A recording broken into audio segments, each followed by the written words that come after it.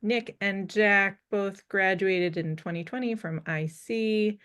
They had many hopes and dreams for their life, and they have found themselves both somehow in competition show, reality television, editorial. And so it's very different than what you learn in school on how to edit. So they're here to tell you all the behind the scenes of what really happens and how to actually manage a show like this, because you could get work in this and you don't expect it. So Nick and Jack, please take it away. For sure. Give me 1 second to start this up again. Look good?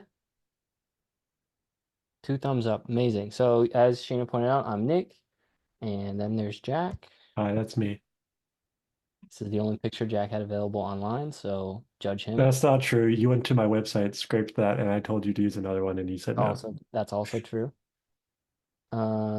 Anyway, so yeah, I'm an editor mostly, but I've been moving more into, hold on 1 second, I'm kind of sick. I need to like I'm an editor mostly, and I've been working a lot recently with post-producing and post-supervising and supervising editing for a lot of stuff. Mainly the big two projects are a food travel show, which we'll show a trailer of, and then a competition reality show, which I can't show anything about, but I can talk about later. Yeah, and I've been an editor at Nebula, which is an independent production company that works largely with creators, and I've been kind of their primary editor for a variety of their unscripted projects for the past year, including The Getaway and Jet Lag, both of which are unscripted reality competition. And so throughout the meeting, please feel free to like interrupt us and whatever. Jack's going to be monitoring chat because I can't see it because of the screen share, but please feel free. Anyway, so competition reality TV. We got a couple examples here. The big ones that a lot of the stuff I work on take inspiration from is Survivor, Big Brother, Project Runway for sure, and also RuPaul's Drag Race. Most of my stuff is DNA from The Amazing Race and Survivor and The Mole, not pictured here, but more direct head-to-head travel, social deduction-based games. So we're just going to show a quick example. This is Top Chef trailer. You don't have to watch all of it. It's actually quite long, but just to give you a little preview. There are a few new rules. There'll be no immunity given for a quick fire win. I love when gets shaken up. I've never heard of this happening in Top Chef history.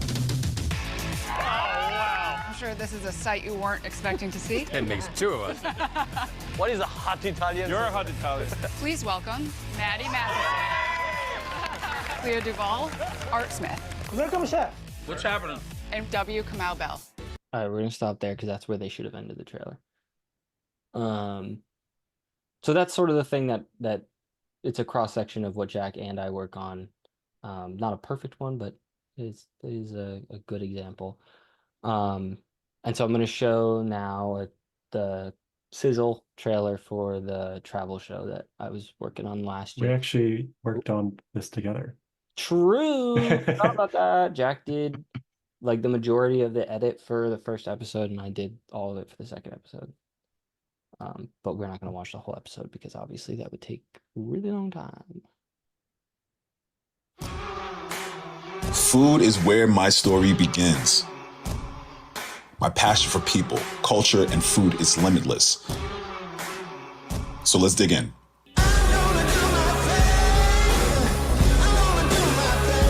My mind is blown. Some blue crab? Yes. You have to come visit this spot. There's a huge level of execution and skill and technique here. Shrimp and grits, chef. Very few times I'm left speechless. No one in the world is gonna say no to this. It's giving you a story, it's giving you something to go back to. Wow. We got a lot more cooking to do, all right? All right. All right, let's dig in. I'm hungry. Let's talk about this. I love this neighborhood so much because of the culture, because of the diversity. Still keeping it rotated. It just gives you all the feels that has.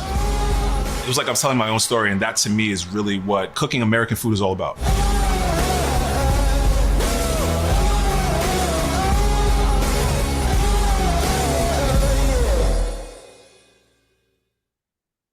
Anyway, so that's that show.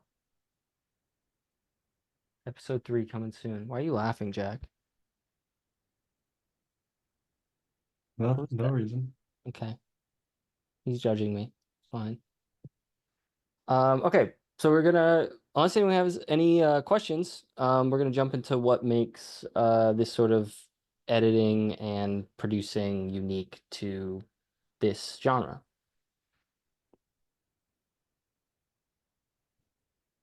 Hearing none, I'm starting.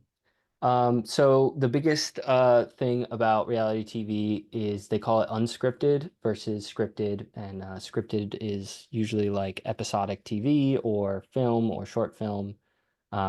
With unscripted, the moniker is kind of a lie because although there is no exact script that people need to be saying, it is incredibly structured and incredibly like detailed to the point of story formats and beats and following characters and arcs while it's shooting. So it's not like shoot everything and then figure it out. It's highly produced in terms of like the events that happen and how people interact with each other. And then like the interview bites you're getting from people are highly directed by story producers, which we'll get into soon, but the story producer is a unique role to this kind of production that you don't really see elsewhere. They really kind of play the role of a director on like a feature or a short or a TV series, where they're guiding where the story's going, they're deciding on the moods of things, they're deciding, you know, who to show where and where things end up. And they're also heavily involved in the edit when we get to that. And then the last piece is there's a huge ratio of footage and audio and events to what you actually cut. Whereas like a film, you have set scenes that you know you're shooting, and obviously you're going to shoot more. With reality TV and unscripted, it's similar to doc in that you shoot a lot and then kind of piece it together at the end. But specifically with competition reality, there's always a ton of cameras rolling at the same time to capture action, to capture characters, what have you. Jack, do you want to add anything? No, other than the shooting ratio is not just how long you're filming for, because often you're filming over many days, long portions of the day. And like Nick said, it's like Nick said, where, you know, for event-based or challenge-based programming, you need to follow every contestant. Every contestant needs at least one camera. You're probably going to have more than one. And all that needs to be monitored by producers who are keeping notes of what each camera is capturing. So it's not uncommon to have at least 10 cameras for shows of the scale we've been showing you. Obviously, our shows don't have that many, but we've had Nick's show had at least 5. We had 5 simultaneous with some GoPros, but yeah, and we had 3 with some GoPros. So there's a lot. There's a lot to watch, and it's not like, say, an interview where your cameras are capturing the same thing from different angles. All those cameras, or most of those cameras, are capturing distinct plot lines that are happening at the same time. So all of them need to be parsed from one another and digested and reviewed in order to put together the story from any given challenge or deliberation or anything like that. yeah, and another thing to note too is not just the data that you capture with the cameras, but your audio too. You have, you know, lavs for individual contestants. One of the shows I was working on at one point, we had 8 contestants, so it was a lav for each person. Then we had 2 hosts, so 8, 9, 10, and then another guest judge. So So 11, and then one more additional person. So 12 audio channels at the same time that all need to be monitored to understand, like, is there a problem with the lav? Like, is it rubbing up against clothing? Can I hear what they're saying correctly? Am I capturing what they're saying? So it's very in depth. We'll get into shooting ratios and staff for that for bigger shows like Survivor in a minute. But if anyone has any questions about this, now is the time. I had a question. All right, shoot. Um, how many assistant editors, like on these specific productions, did you guys have? So the one that Jack and I did together, it was Jack and I. We were story Cool. producing, we were assistant editing each other. I was more managing Jack. Julia Rongo, not here, was story producing Jack a lot for that first episode. And I was more filling in because I was working on the second one, and then we kind of flip-flop back and forth for the Eric Ajapong show, which is the trailer I just showed you. And then for the competition reality show I had no assistant editors, but it was myself, who was also story producing and editing, a separate story producer, and then 2 editors, and we were doing it all. And then another supervising editor. So about 5 people for eight TV half-hour episodes, which we'll talk about. Yeah, What and I TV think half and TV hour mean. for my show, I was the primary editor. I had one other editor who was my supervisor, so he was also busy running my whole edit team. So most of the editing was done by me. He would do some other stuff in between.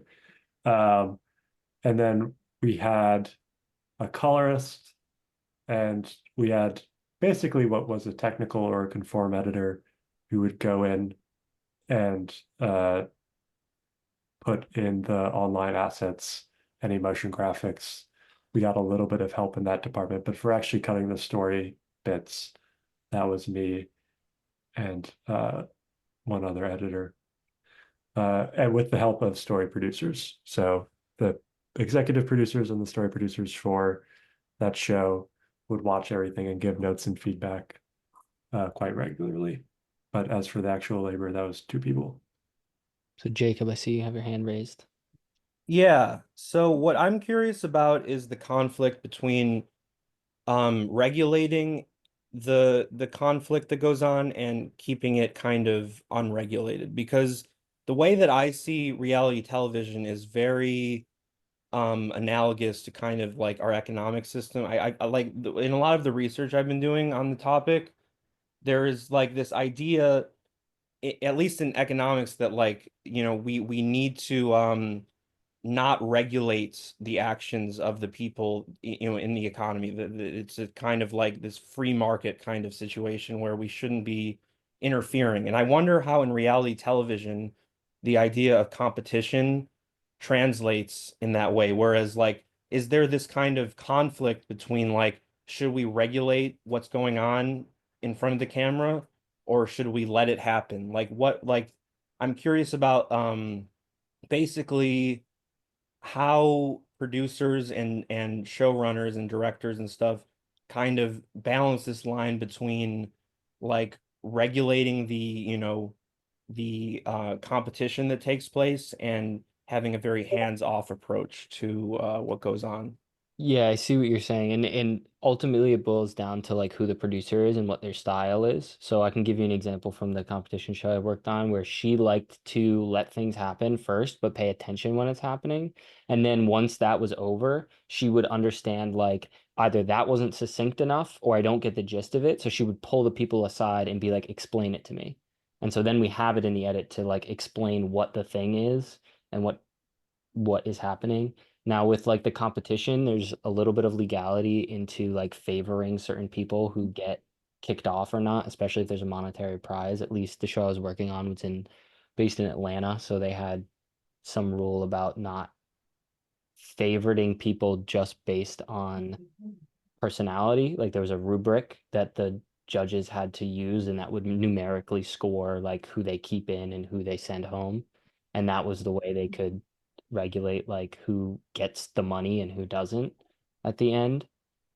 I don't know if that really answers your question, and maybe Jack has insight, but I will say for basically all, as far as I understand, all game shows work on a contract. Basically, you're given a rule book and you say, here are the rules. This is what's permissible. This is what is not. Yeah. And as long as all parties agree to that, basically anything else is fair game. Yeah. There are Good. obviously legal and ethical constraints that good producers will draw the line at. But as for, and then also I'll say the biggest constraint usually when shooting is time. You can't let people fight for 6 hours. You have to do the rest of your day. So usually there's someone monitoring conversations. Producers are trying to keep contestants to keep their interactions succinct and targeted. Though they will usually, if someone has a grievance with another contestant, they'll give them like, all right, we'll carve out space for you to say that to their face because that makes for good television. I know there are a couple moments on my show that were like contestants were like, I really want to talk to this person. They were like, yeah, we could get a camera on that. And then they would talk. So it's a push and pull. There's not as structured as the format may be. Shooting is probably looser than most people imagine it is because you're trying to capture the truth of the situation, and that can have a lot of variation in it. Okay, so like generally speaking, there is like they're trying to kind of create conflict, but also they don't want to obviously cross ethical boundaries, but like just like Good producers. Good producers. Asterisk, good producers don't want are. to do that. There are people who want to go and push. And I will say the design of some shows will facilitate conflict because usually it's a lack of information.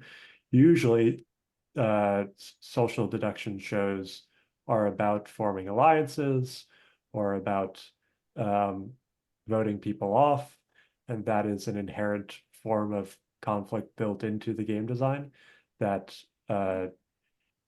facilitates keeping things from other players, facilitates lying to other players, which is usually pretty emotionally charged. You don't usually see as much player-to-player conflict in shows like The Amazing Race. So you do see that, and that's mostly personalities clashing or players getting competitive about the game itself, as opposed to producers facilitating. I heard this player said XYZ. Right. What's your comment on that? And for the sake of time, Jacob, I'm sorry, I'm going to cut you off. Yeah. Right We now. have two people with two more hands people. raised. Let's. Charles had asked something in the chat. How do you keep your crews fed and safe while maintaining the reality? I mean, it acts like a film set, right? There's a break, in the day that is set for lunch for crew and cast where they go and sit down and do it. For the show I was working on, they actually secretly recorded the well, I guess it wasn't secret. It was visible, but they put GoPros in the lunchroom so that any conversations they had with each other we could use and like to give context or something. Or go ahead. I was gonna say, and then safety is also similar to a set. There's like safety coordinators depending on how insane it is. Like I'm sure Survivor has like tens of medics and stunt people and whatever just to make sure that no one actually gets hurt. And if they do get hurt, they get attention right away. Again, this is all good producing. Like I will put Survivor on the pedestal of like it's probably the best competition reality show, if not one of, right? Yeah. Maybe Survivor... Amazing Race is the only other like comparable show. But I'm gonna move into the next one. Sorry, Jack. Okay. Jennifer, I know you had a question. Yeah, I mean, I just wanted to respond to Jacob's kind of posing of the question of the ethicality, I guess, of unscripted. Yeah. Like there's certainly bad players, but in the unscripted world, especially with like especially with like the Real Housewives, like kind of like those kinds of reality TVs, but like the type of unscripted content that like Jack and Nick are talking about here, it's very much just based on like observational and just like capturing what like actually happens, and there's really not like a whole lot of manipulation that you need to do, especially when people are competing for like a prize, and especially like a monetary prize. Drama just unnaturally unfolds in that way. And also like just talking to other people who have worked on competition shows like Deadliest Catch, like what they would do is that they would just let the event unfold, and if like something crazy happens, like what they do is that they observe, they go to the cast, they say what happened, and then they recreate a safe situation in order to capture that on camera, and then incorporate that into the storyline of said season. So Yeah, a little bit of the fakery. Yeah, that makes a lot of sense. That kind it's kind of like you set up the circumstances, and the competitive scenario is enough to kind of create the desired outcomes. You just need that competitive environment, I guess, is what. Yeah, for sure.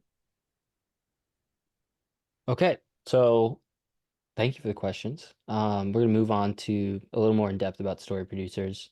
So what we were saying before, and Jacob, you just talked about this, is they do just shape the environments for the people to be in, specifically for competition. So they make typically a little more complex like rules to follow, and like the shape of the game and how that is going to affect interactions between people. So at least for the show I was working on, they had a couple points where like people had to work together, even though they were told they weren't going to work together. So they had to like fuse their ideas together in a time frame. And so a lot of the drama unfolded of like, well, I like my idea. No, I like my idea. Like a lot of headbutting.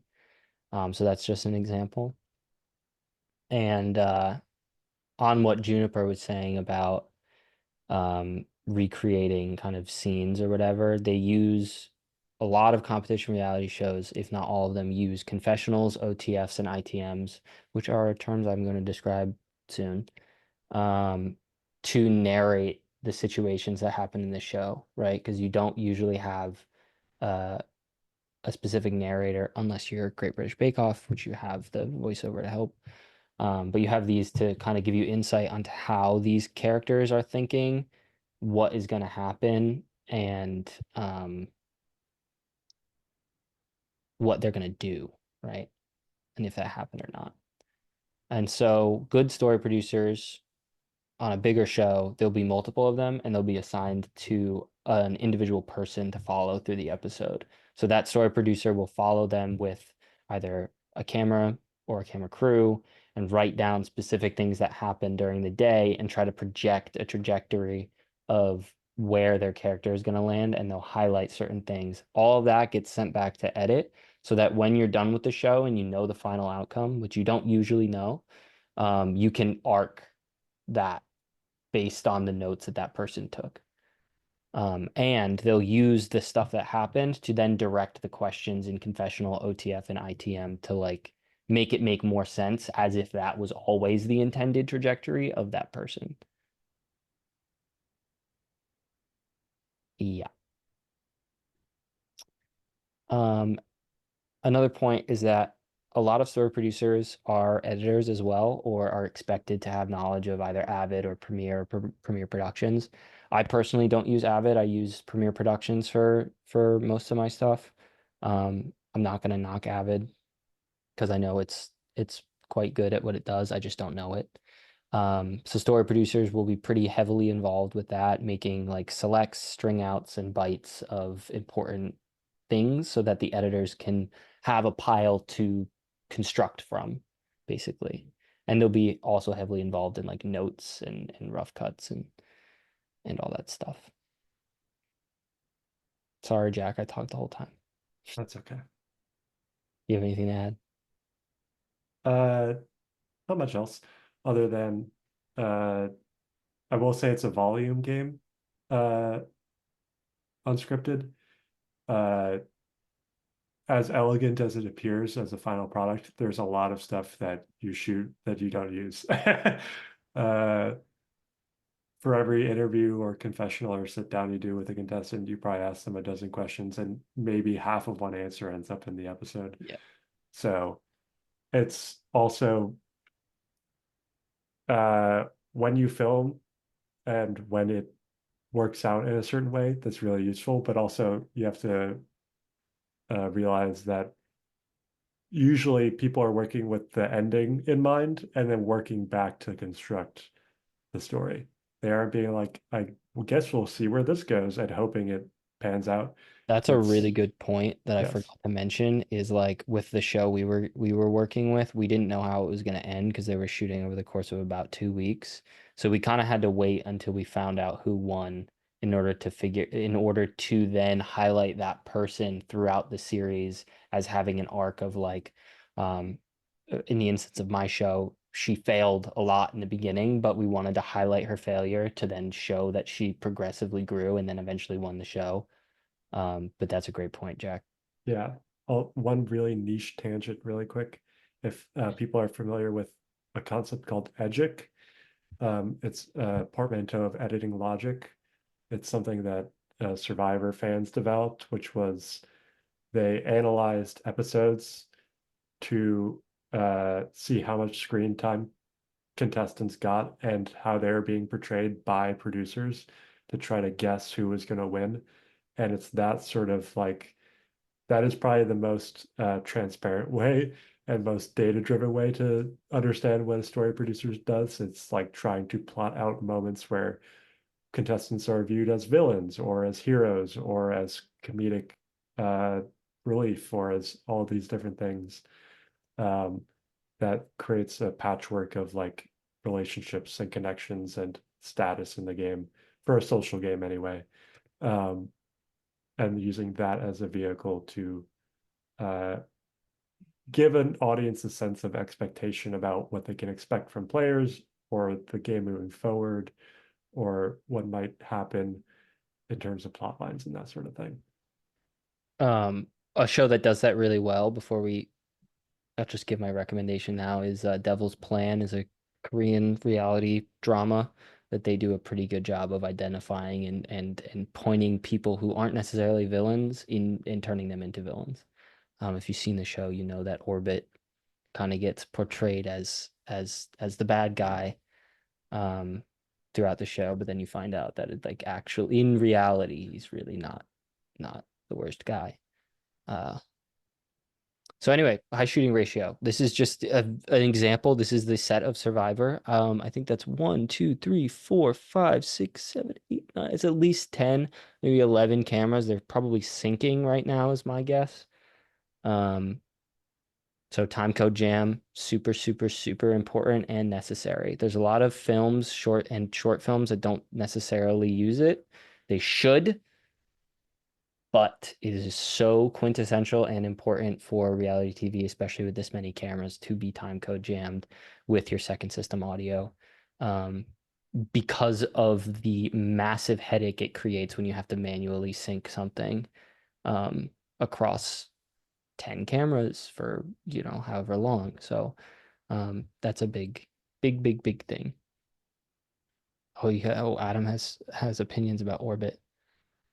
Yeah, I agree. Orbit was a genuine guy, and the show just tried to make him be mean throughout the show.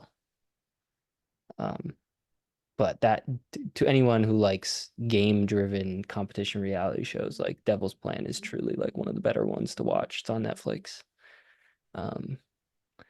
So yeah, story producers provide notes because of the high shooting ratio, and then they all work together in the edit to kind of make it happen. And another piece is on bigger shows. I don't have this because I don't work on Survivor or Amazing Race or whatever, but and this is a little not totally outdated, but outdated in terms of like the technology has advanced since this. But there are people whose jobs it is to look through the footage and write down in a document what happens in the shot.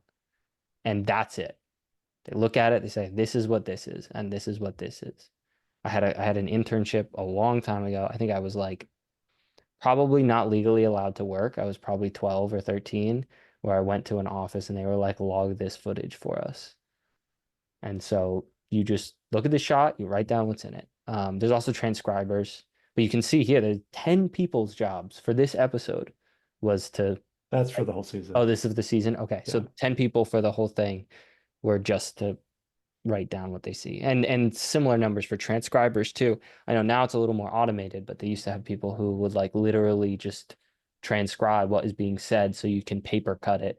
And the term paper cut is reading a document with what is being said and then taking that and cutting it together with notes of how you want it to go. For Avid, it would also probably be script synced. Yes. I'm gonna just keep moving in the interest of time so we can have questions. Okay, some lingo. Confessionals. This is a good example. This is actually from the show, the competition reality show I worked on. A confessional is typically like a produced setting interview where they're sitting down, and that is what is happening in the scene, is that they are sitting down.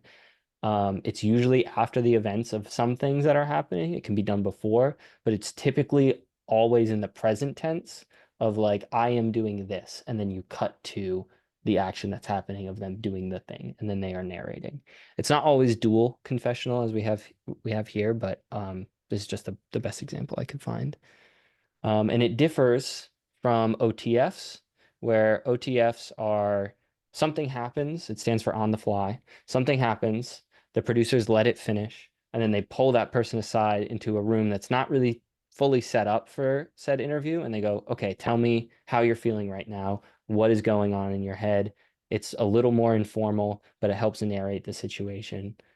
A good example of that is if you ever watch like House Hunters, where you have like a couple walking into a room and the person showing the house goes, oh, I love the rustic feel of this home. Look at this beam in the ceiling. It's beautiful. And you cut to the beam and it's rotting. Then you see one of the couple's faces like twisted, kind of like, oh, that's gross, right? Then it usually cuts to an OTF of them outside the home being like, well, I walked into that house and I didn't know about that beam. It's kind of gross. You know, it's not happening literally at the same time they're shooting, but they took note of that when they did the walkthrough, and then they pulled the people aside after and said, hey, tell me how you're feeling about that beam. And then now it's a story point, and now we have the shots and the narration to back up why this is happening in the episode.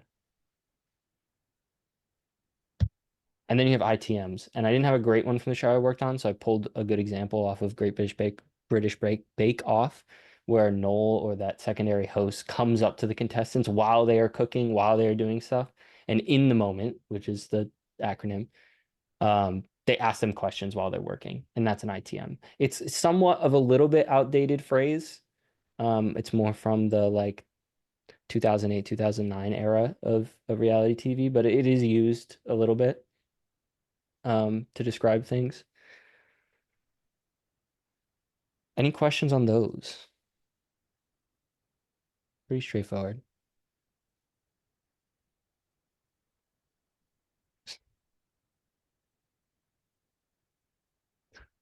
Okay, Hector asked me, besides being the victim of child labor, how could you find a career position on reality TV? So we could do questions at the end. Yeah, well, I'm gonna wait for that one, but that's a good one. Yes, and Chris, you're right. ITMs are super popular on Drag Race, which by the way is like if you haven't watched Drag Race, you're missing out because it's edited amazingly and produced also amazingly. Just all around good show. Okay. And then we get into a little bit of like trickery and things that you shoot that you don't know what really to do with or how to fix problems. So for example, a walk up, you usually shoot those at the beginning of the day or the end of the day, but that helps sell usually a character's bio pack. So bio pack, for example, is someone being like, well, I'm from I see Chris is in the chat first, so I'm gonna out him. I'm from Madison, Wisconsin, and I'm an animator, and I'm here to win the money or whatever. What do you want to see when you hear that? You want to see Chris, right? But you don't want to see Chris saying that. So you have him walking up, and that covers that. So you can get through the You can also use that to cover up, you know, his flubs. If Chris goes, and then he goes on a tangent about something not important, you can cut that out as long as it's under that walk up. You've then saved yourself the time and you've edited it in a way that makes sense. Sorry, Chris, for outing you. Heroes are also another good one. It's usually that I'm going to do a good example on camera. Hero shots are when people go like, you know, cross their arms, lean back. It's usually slow-mo. Those are also good for biopacks or establishing like who is talking about what when. B-roll, super important. On good shows, it's not overlooked. On bad shows, like the ones I've worked on, sorry. It is not prioritized, but it should be prioritized because it helps you get through scenes. One of the tricks I learned from cutting these for over a year now is like to get from a scene to a scene, from a location to a location, what is acceptable in the edit is minimum 3 shots, 3 B-roll shots, typically exteriors with a montage style cut and some like energetic music, and then you're done. Or you sting it out, and then you're in the next scene. So that B-roll is really important in helping segue from one idea to the next idea. And similarly, voiceover and ADR, a lot of it is done after the edit so that you know and can construct how your thought process is going. I'll give you an example. Anthony Bourdain, rip to the goat. His company 0.0 would do a thing where they don't record any ADR and they don't really story it out to a full degree. They go to the location, they shoot the location, and then they sit down with Anthony, they do the edit, and then they record the ADR, then they make the story afterwards in the edit. So that's another really helpful way to get stuff there. Did I miss anything, Jack? No. Next. Reaction shots, super important. Not always like planned to be shot. But the reason for having multiple cameras shooting at the same time for something like competition reality shot is to get the reactions of the people who are not directly participating. So if I find out Jack and I are on a competition reality show, Jack just got an extra boost in the game and I'm upset that I didn't get it, I'm gonna be like, oh my God, you know, I'm gonna have some sort of reaction. You got to make sure you're getting that because it helps establish how the audience is supposed to feel about that character. And those are things you pick up through shots. So that's it also tells sorry. you what that contestant is thinking about the scenario. Without having them say what they're thinking. Yeah. If you ever watch Survivor's Tribal Council, you'll know exactly what this is because people will be talking, it'll cut to other players reacting, and then I'll usually do that rattlesnake sound. Yes. Yeah. Or like there's classic sound effects, you know, I didn't really put it in here, but the classic reality sound effects are like the booms, it's really akin to like horror in that way because that's a great way. Horror sound effects are a great way to imply a specific mood. And you can really shape up how you want the scene to play out with sound effects and with music. Another thing to consider, at least this was for me, my experience, because I was working on stuff that was going to a network, is you got to consider act breaks. Now, for a TV half hour, there's typically 3 act breaks and 4 acts. Typically, you are going to act out when you get to the end of the act on some sort of like cliffhanger or hook or question, and then you pick back up after. So for traditional media, it would be to keep people watching after the advertisements play. Now with streaming, and this is where Jack can kind of come in. Yeah, if you've ever seen a Netflix reality competition show, you'll know that if it's elimination, they don't end the show at the end of the elimination. They start the next challenge and then they cut the end of the show. Or they do it totally fluidly, where the act break is somewhere with a the episode end is where the cliffhanger is, and that's how they program out their episodes. So on Jet Lag, we do that all the time. Wherever is most dramatic, that's where the episode ends, and that encourages the audience to in the case of jet lag, to sign up to watch it earlier. But in the case of something like Netflix, it encourages the audience to keep watching the show all the way through. So same concept, different execution. Yeah. And this is also where like TV hour and TV half hour comes into play. Now these time frames like kind of change over the course of time, and with more advertisements comes less show. So Cultural Elites, for example, was a 22:30, which 22 minutes and 30 seconds of actual content, and then when it is programmed in, spans a half hour with the ads interspersed in the 3 act breaks. Now with a TV hour, there's a lot more acts. I think it depends on the show, but I think there's 7. And there's more act breaks. And those shows are typically around like 40 to 45 minutes of content, and then the rest is acts. And it changes based on the network, and the network gives you spec sheets of, hey, this act has to end between minutes 3 and 5. The next act has to end between minutes 7 and 15 or whatever, and they beat it out for you. But that's something you consider when you do the rough, but you specify the time of where it falls as you progress later in the edit, which was a big headache for Cultural Elites in particular. Are there reshoots? And now we're done. Go, Jacob.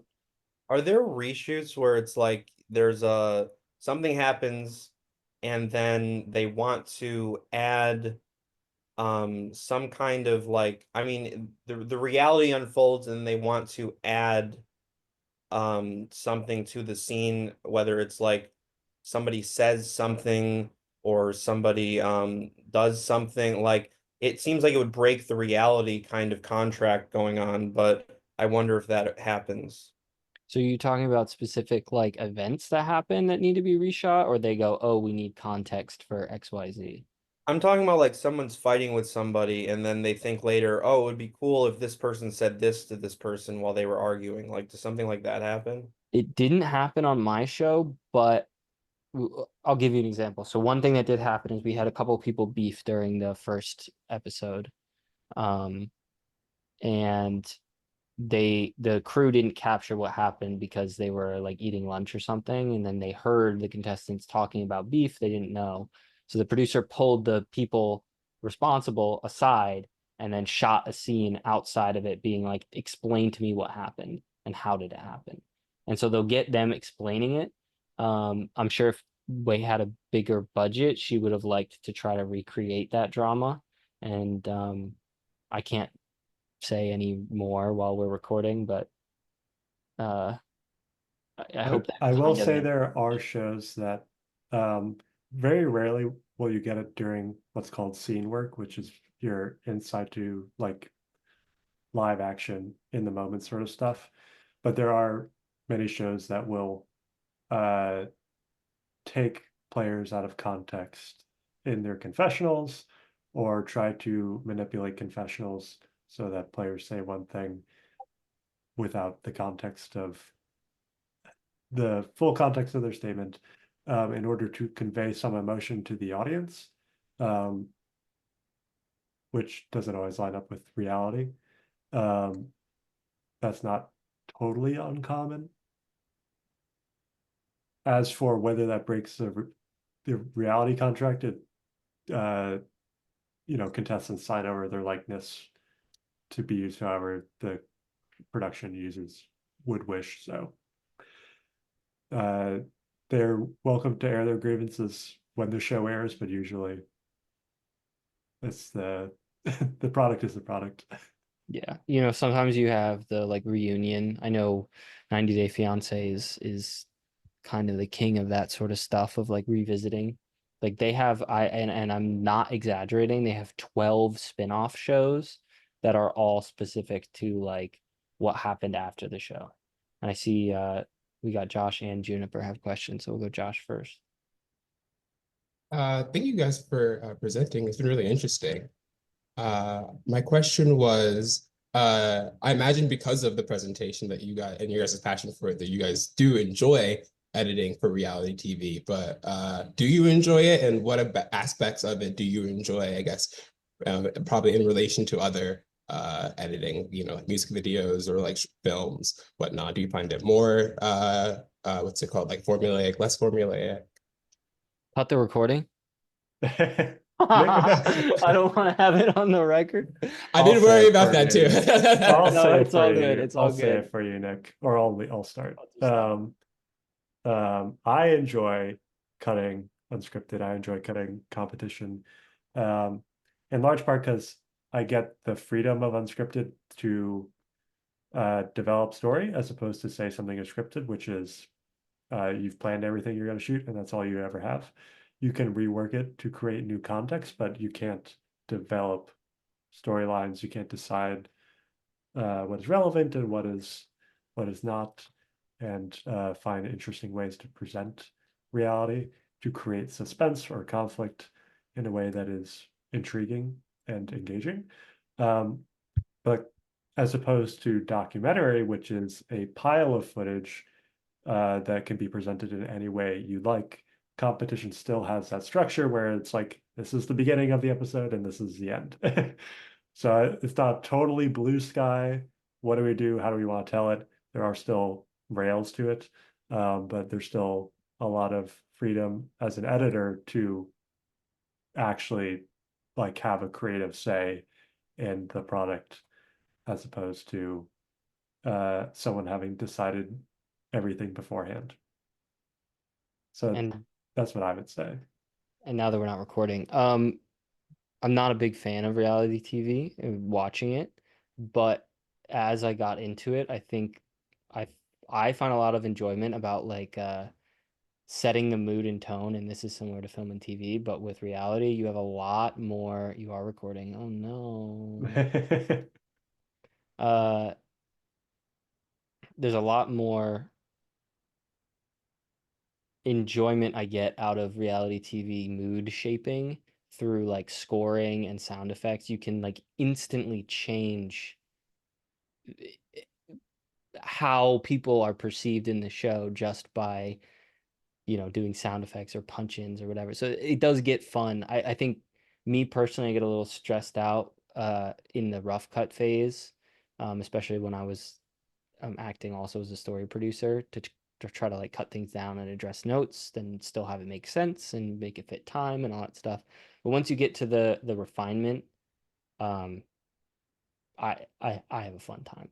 It's funny because we have opposite opinions. Yeah, I know. about this. Jack is complete opposite, which is why we work so well together because he Yeah. just sets it up for me and then I finesse it. Yeah, I will say it is daunting to go like, here's a pile of footage, go understand all of it and make a story out of it. But I enjoy that puzzle. I enjoy that challenge. Yeah. Hope that answers your question. No, it does. Thank you. All right, Juniper, you're up. Hi. I I don't know if I don't know if you mentioned this earlier, but like, are you editing while the show is going on, or are you just editing it like after the fact of the competition ends?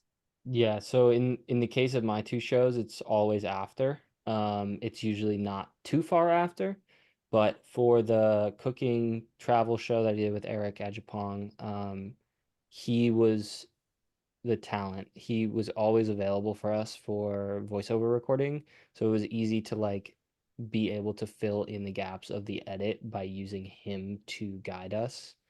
Um, so in that respect, no, we're not editing while it's shooting, but I have ways around like fixing it so it looks like I did. And then the competition reality show, they only had 10 days to shoot, so they didn't have enough time to like, and they shot like 55 terabytes of footage or something, so we had to like, transcode all that, get ingested and sunk and all that stuff. So I'm sure on bigger shows like Survivor, Amazing Race, they have multiple teams of editors working simultaneously to make progress on it. Actually, a good example of that is like Love Island, which they have a crazy turnaround rate for that. But Yeah, we haven't even talked about dating shows, but yeah. no. No, it was the same for me. The Jet Lag and The Getaway are both edited post production. that's not what I meant, but yes, post after shooting. And that's just because of the way those are recorded, with small, lightweight teams that don't have the bandwidth to send footage during production. Yeah, what was I gonna say? Oh, I was also the DIT/media manager on the Getaway, so I was not in the position to both edit and do that at the same time. Yeah. So, And then there was one more question. we also have to loop back to Hector's question. Yeah, that's what I was about to do. So Hector was like, how do you get into it? Yeah. I fell into it. I don't want to be like that, but I did kind of get lucky with what I was doing. But I think a lot of my doc experience of cutting those together helped me get a jump start on like how to cut it together. But then over the course of time, learned like, oh, these are the tricks that I need to be thinking about in order to make it a formatted show, versus not. How to get started with it. I don't know how true this is now, but a lot of the reality TV competition shows, or a lot of the production companies that make them, I'm a big fan of the cold call. I know that's kind of bad advice, but cold call, cold email of like, hey, I'm this, I'm willing to do a job. I know they like bloggers in particular was a pretty traditional way to get started. I don't even think I made it, so I don't I don't know how comprehensive my answer to that really can be.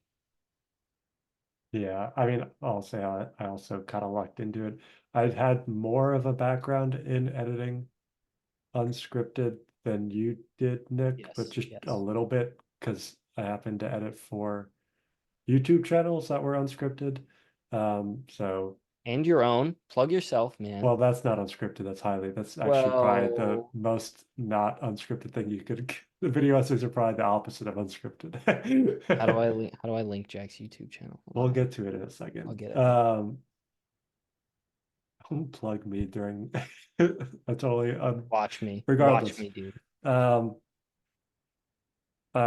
of the YouTube channels I worked with was like a storm chaser. So it was like he would go chase tornadoes and then we would have to make a story out of it. Out of like, 12 to 24 hours of footage and make it into like a 15-minute video. So that was really useful when I went to apply to Nebula, and I was like, hey, I'm a fan of the show you do. I know, I was a fan of jet lag prior to doing it, and I had familiarity with unscripted formats, which I was able to demonstrate. And that helped me get the job, I think. And I will say unscripted. You cold called them. Well, like, they had an open applied, right? They had an open position. I just applied to a job, which is crazy because that never works. But it worked for me. And I will say unscripted is like a huge it's like a booming sort of content format on digital, on YouTube. That's becoming vastly more popular, and those teams are also getting vastly more money, and they're getting bigger, and creators are scaling up their production. So if you're looking for an angle into this sort of thing, that is also an option.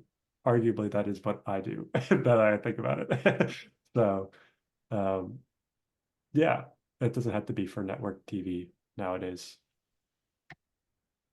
Okay, we're 2 minutes over. But people have more questions. There's 2 questions. I don't know who was first. It was Jacob or Zach. Pretty sure Jacob can go for it. Oh, okay.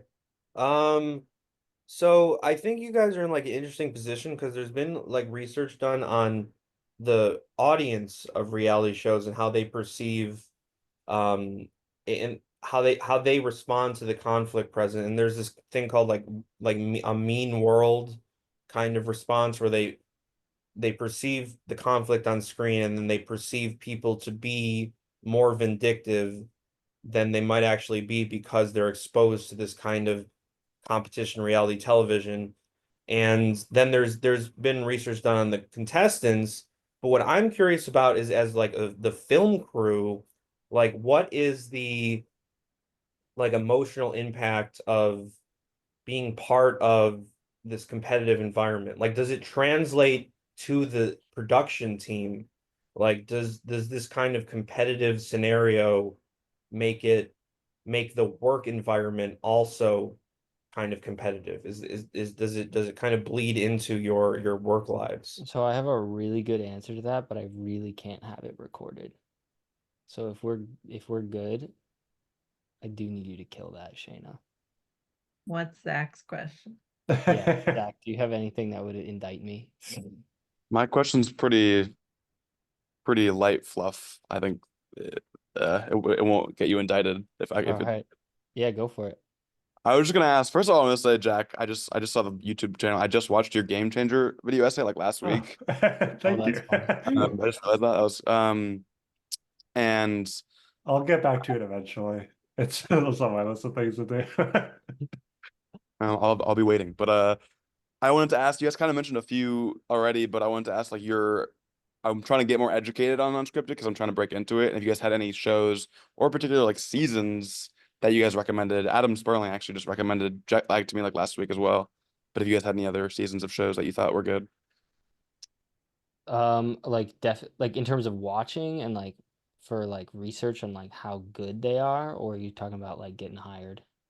Well, I guess both, but I was thinking more like on educational purposes, like Yeah. if I walk into an unscripted interview, like what would be a show like you have to have watched that. Like I like definitely if you haven't watched at least a season of Survivor, like do watch Survivor, do watch The Amazing Race, do watch Project Runway, do watch RuPaul's Drag Race, Great British Bake Off, Yeah, are kind of the staples. And then I would say like, and Jack and I agree on these other examples, but the Netflix Korean reality TV shows that they've been putting out are all bangers. Like every single one they've put out is like really good. So Devil's Plan is really, really good.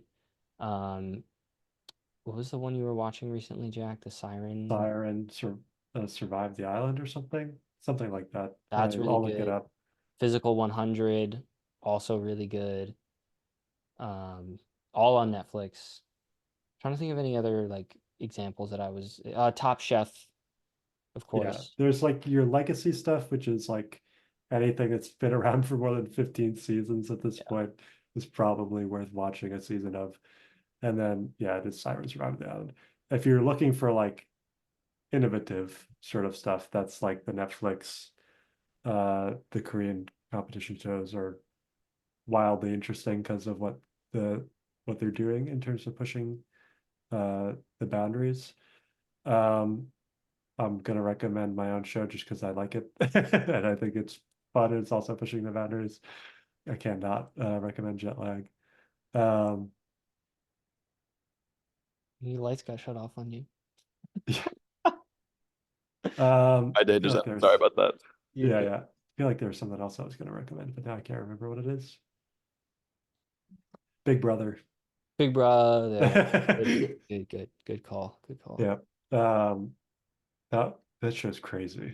Yeah. Only because they also have live cams. So if you want to actually, it's a fascinating experience to watch the live streams of Big Brother, which are uncut as reality, like total reality as presented, and then go watch the episodes and see how editors and producers portray that conflicts and what they choose to keep in and what they choose to take out.